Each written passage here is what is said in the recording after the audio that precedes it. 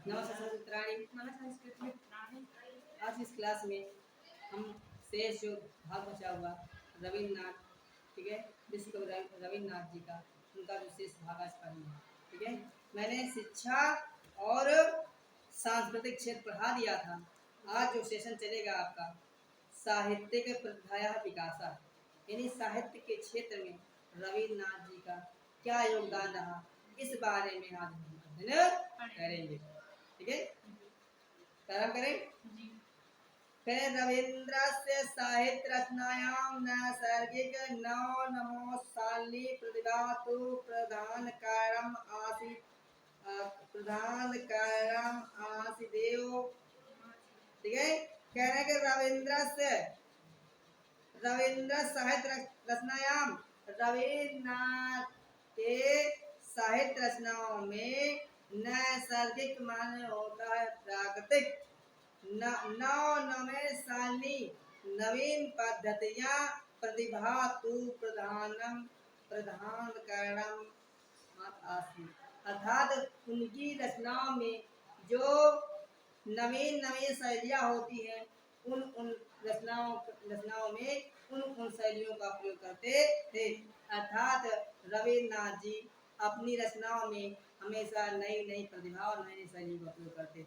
ठीक है, कह रहे हैं कि परम तत्रत्या पारिवारिक परिस्थिति अपि विशिष्टम कारणभूत, इसका परम तत्व, परम माने श्रेष्ठ, तत्व माने वहाँ, अत्य माने उनके यहाँ, पारिवारिक परिस्थिति अपि, कहने उनके यहाँ जो पारिवारिक परिस्थिति है, विशिष्टम कारणभूत, इसका विशेष कारण था। अर्थात उनके परिवार में क्या है, शिक्षा का माहौल, पहले शिक्षा और संगीत का माहौल पहले से ही चला आ रहा था, इसलिए वह अपनी रचनाओं में हमेशा नई नई शैलियों, नए नए पद्धतियों का प्रयोग करते थे। ठीक है, कह रहे हैं कि यथा गृहे प्रतिदिनम साहित्यिक वातावरणम कला साधनया गतिविधिया नाटकानां मंचनानि संगीत गोष्ठ्या चित्रकलानां प्रदर्शनानि देश सेवा कर्माणि सदैव सदैव भवन्ति स्म। यथा माने जैसे, गृह प्रतिदिनम, उनके घर में प्रतिदिन साहित्यिक वातावरण। ठीक है, उनके यहाँ घर में प्रत्येक दिन साहित्यिक वातावरण था, अर्थात रचनाएं की जाती थी। वहाँ उनके यहाँ घर में लोग आते थे, अपनी रचनाएं भी लिखते थे और उनकी रचनाएं भी देखते थे, और यानी एक दूसरे से क्या है प्रधान आदान प्रदान होता था साहित्य के क्षेत्र में। और क्या है, साहित्यिक वातावरण कला साधनया, और कला साधन का यानी कलाओं का प्रदर्शन, और गतिविधियाँ और अनेक गतिविधियाँ, जैसे नाटकों का मंचन, संगीत गोष्ठी, चित्रकला का प्रदर्शन, देश सेवा कर्माणि, और देश सेवा की कर्म के बारे में सदैव भवन्ति स्म, अर्थात ये चर्चाएं होती रहती थी। चित्रकला, गायन, संगीत, ठीक है, और नाटकों का मंचन, और देश सेवा के प्रति वहाँ की चर्चाएं होती थी या गोष्ठियाँ होती थी, इसलिए उनकी रचनाओं में, ठीक है, इनका बहुत अधिक महत्व है। आगे देखिए, कह रहे हैं कि किशोर अवस्था में एवं रविन्द्र अनेका कथा निबंधास लिखित्वा पारिवारिक पत्रिकासु भारती साधना तत्वबोधनेषु मुद्रत स्म। कह किशोर अवस्था में एवं किशोर अवस्था में ही रविन्द्रनाथ अनेक कथा और निबंधों को लिख करके पारिवारिक पत्रिका, एक कह कि पारिवारिक पत्रिका आती थी, परिवार के सभी सदस्यों के पढ़ने लायक, उस पत्रिका में भारतीय साधना तत्वबोधनी, ठीक है, मुद्रित इसम, उसमें से क्या भारतीय साधना थी और तत्वबोधनी टीका थी, ठीक है, रचनाएं पत्रिकाएं थी। उन पत्रिकाओं में अपनी रचनाओं को क्या छपवाया करते थे या छपवा देते थे। समझ में? कह तेन चा सहसो संगीत शांत संगीतम प्रभात संगीतम नाटकेषु रुद्रचंडम वाल्मीकि प्रतिमार्ग वाल्मीकि प्रतिभागी नाट्यम विसर्जनम राजस चोखर वाली चित्रांगदा कौड़ी कोकमल गीतांजलि इत्यादि बहवा ग्रंथा विरचिता। कहते तेन चा और उनके द्वारा सहसो संगीत शांत संगीत प्रभात संगीत ठीक है नाम के नाटक लिखे गए। और क्या है जैसे ठीक है और नाटकों में क्या है रुद्र चंडम वाल्मीकि प्रतिभागी नाट्यम वाल्मीकि प्रतिभागी नाट्यम विसर्जनम राजसी चोखेर वाली चित्रांगदा कौड़ी कोकमल गीतांजलि अनेक बहुत से नाटक उन्होंने नाटकों की रचना की। अनेक नाटकों की रचना उन्होंने की। उसमें गीतांजलि वैदेशिक नोबल पुरस्कार पुरस्कृत। उसमें जो गीतांजलि है वो विदेशी नोबल पुरस्कार से पुरस्कृत हुई है। जो उनकी जो गीतांजलि जो रचना है उनको नोबल पुरस्कार प्राप्त हुआ है। और नोबल पुरस्कार कहाँ होता है विदेश का होता है। एवं बहूनि प्रशस्तानि पुस्तकानि बंग साहित्य प्रदत्तानि उनमें से बहुत से प्रशस्त पुस्तकानि कहने बंगला या बांग्ला साहित्य को प्रदान हुई है। अर्थात इन्होंने बहुत रचनाएं बांग्ला साहित्य को दी है। कवींद्र रविंद्र से प्रतिभा कथासु व कवितासु नाटकेषु उपन्यासु निबंधेषु समान रूपेण उत्कृष्टता दर्शते। करे कवींद्र रविंद्र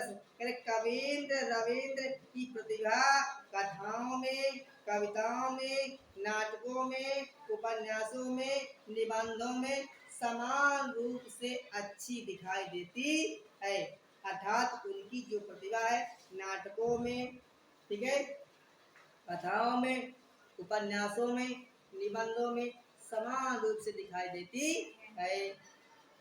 सत्यम एवं गीतांजलि चित्रांगदा कला दृष्टिया महाकवि रूपी रचने वशिष्ठ्यम वास्तव में गीतांजलि चित्रांगदा कला की दृष्टि से महाकवि रूपे अपि और महाकवि के रूप के जो रचनाएं इनको वैशिष्टम आवत इनको विशेष स्थान प्राप्त हुआ है। कह रहे गीतांजलि और चित्रांगदा जो रचनाएं हैं इनके उनको जो साहित्य में विशेष रूप से इनका स्थान प्राप्त है। कितना हो गया? कह रहा है कि द्वा अधिक 351 सप्तमे ईसवी शताब्दी महात्मा गांधी पूरे कारागारे अवरुद्ध आसित। उसी से वे कह रहे हैं कि द्वा 53 सप्तमे कह रहे हैं कि द्वा 63 यानी 32 है ना 32 और 19 कह रहे 1932 ईस्वी में ठीक है महात्मा गांधी जब पुणे के कारावास में बंद थे यानी पुणे की जेल में बंद थे तो कह रहे हैं ब्रिटिश शासक का अनुसूचित जातिया नाम सवर्ण हिंदू जाति पृथक निर्वाचनाएं प्रत्नशीला आसन कह रहे ब्रिटिश शासक जो है उसने अनुसूचित जातियों के लिए और सवर्ण हिंदू जातियों के लिए अलग पृथक माने अलग अलग निर्वाचन के लिए चुनाव करने के लिए प्रगतिशील थे। अर्थात जब महात्मा गांधी जब पुणे की जेल में बंद थे तो ब्रिटिश सरकार यानी अंग्रेजी सरकार जो है कह रहे हैं अनुसूचित जातियों की अलग और सवर्ण हिंदुओं के लिए अलग निर्वाचन क्षेत्र बनाना चाहते थे। तो क्या हुआ कह रहे स्पष्ट उद्देश्य हिंदू जातिया नाम परस्पर विभाजतम इस इससे ये स्पष्ट उनका उद्देश्य था कि हिंदी जातियों को परस्पर माने एक दूसरे से विभाजन आसित एक दूसरे से अलग कर दिया जाए। किसने को अर्थात अंग्रेजों का विशेष उद्देश्य था कि हिंदू जातियों को हिंदू जातियों में हिंदू सवर्ण जातियों को और अनुसूचित जातियों को जिनको अलग अलग करके आपस में लड़ा दिया जाए। आगे देखिए, आज से बहु बहुविरोधे अपि कृते बहुविरोधे कृते अपि ब्रिटिश शासका शर्तिं न लाभरे विभाजतुम या प्रातमाना एवसन। कह रहे बहुत विरोध करने पर भी ब्रिटिश शासन शांत न बैठी और कह रहे विभाजतुम और विभाजतुम ता प्रयत्माना एवं और विभाजन करने के लिए प्रयत्नशील रहे, अर्थात कि इनको समर हिंदुओं में और अनुसूचित जातियों में बांट दिया जाए। इस प्रकार से ब्रिटिश गवर्नमेंट बहुत ही परेशान थी, बहुत ही ज्यादा सक्रिय थी। ठीक है, कह रहे हैं कि तदा महात्मा गांधी हिंदू जाति से एक स्थापितुम कारागारे आमरण अनशनम प्रभारत। कह रहे तथा मैं तब इसलिए महात्मा गांधी हिंदू जाति की एकता स्थापित करने के लिए कारागार में आमरण अनशन प्रारंभ किया। यानी हिंदू को एकत्र करने के लिए गांधी जी ने कारागार में, जेल में क्या किया, आमरण अनशन या हड़ताल चालू किया। कहें आगे देखिए, गुरुदेव से रविनाथ से चा अनुमोदन इच्छत।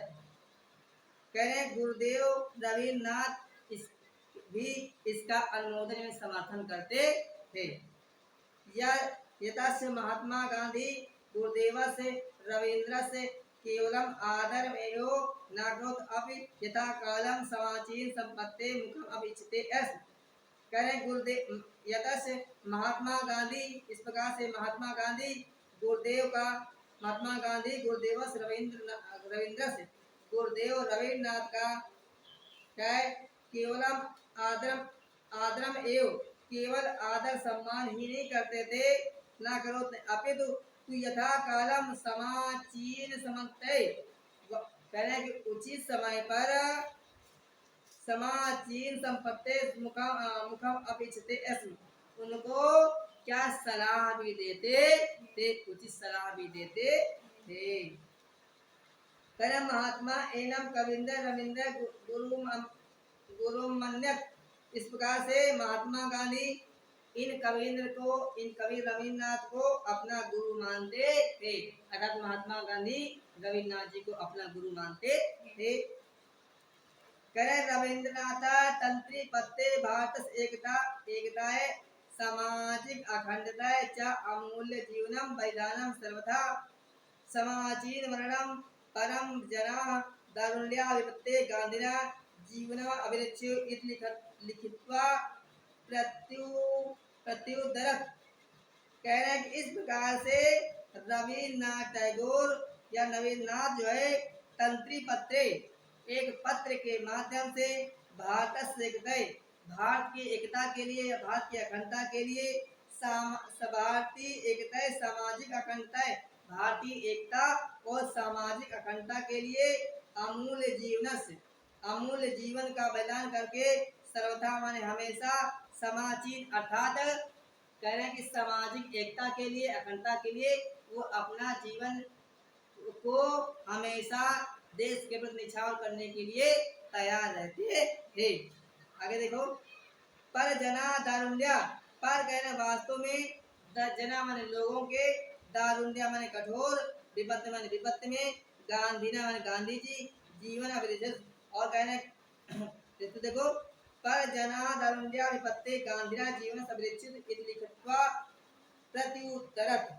इस प्रकार से कह रहे हैं कि गांधी महत्व से क्या प्रार्थना, मतलब उन्होंने क्या पत्र में क्या है लिखा, क्या लिखा कि जना दारुण्य विपत्ति, कह रहे हैं कि लोगों के विपत्ति के रहने पर, विपत्ति में फंसे हुए लोगों के लिए मैं उनकी रक्षा के लिए हमेशा तैयार रहूंगा। रविंद्र आमरण से अंशरस से समर्थन एवं न करता अपि तू प्रयोग से आराध्य तू कारागारं गतवान।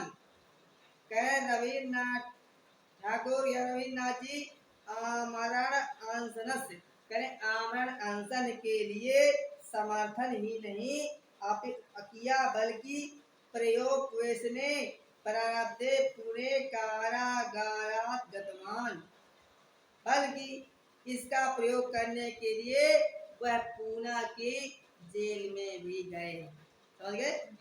अर्थात समर्थन ही नहीं किया, बल्कि वह पुणे की जेल में भी वह गए।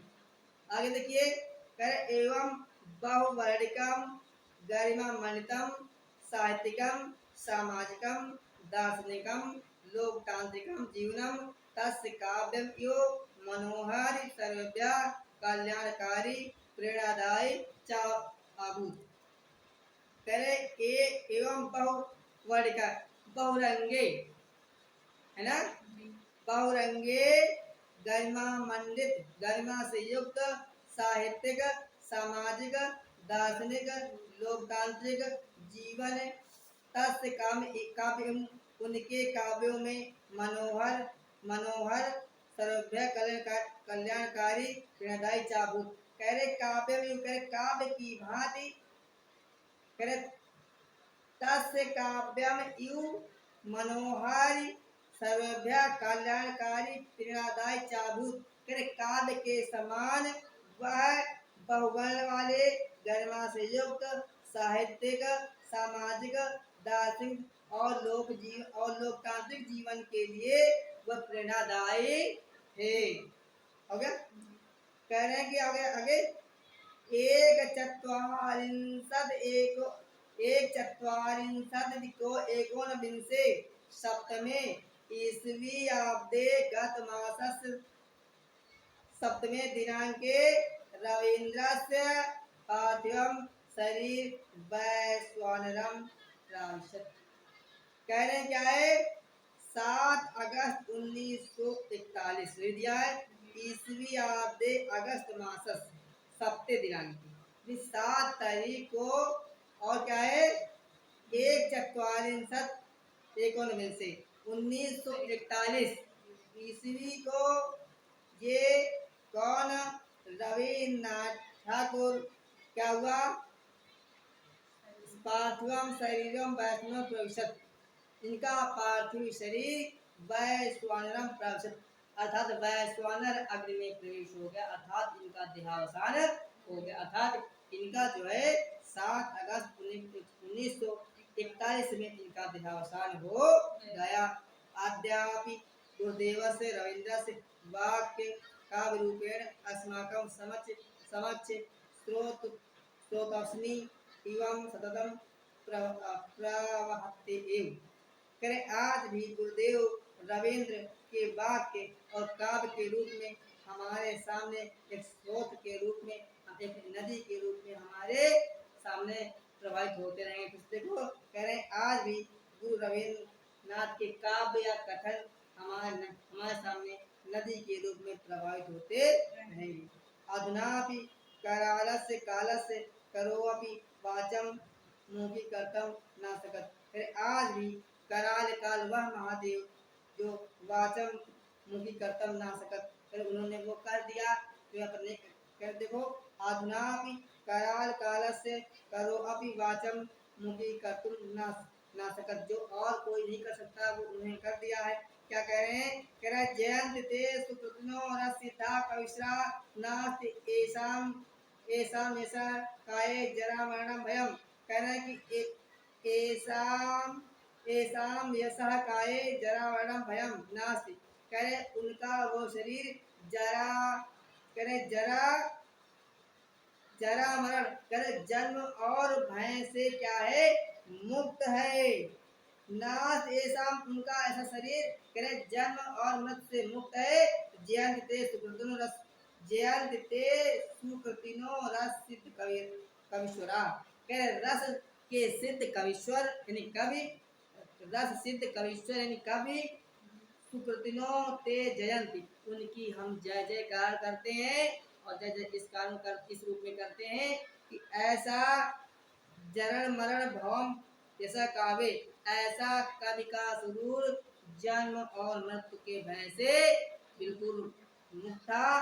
और नास्त के साम ऐसा ऐसा हमको कभी देखने को अभी तक नहीं मिलता है। ये पाठ हो गया आज, ठीक है। आज ये पाठ मैंने विश्व कवि रविन्द्रनाथ पूरा समाप्त कर दिया है, ठीक है। आज ये लिखते हैं, तब तक के लिए जय हिंद जय भारत।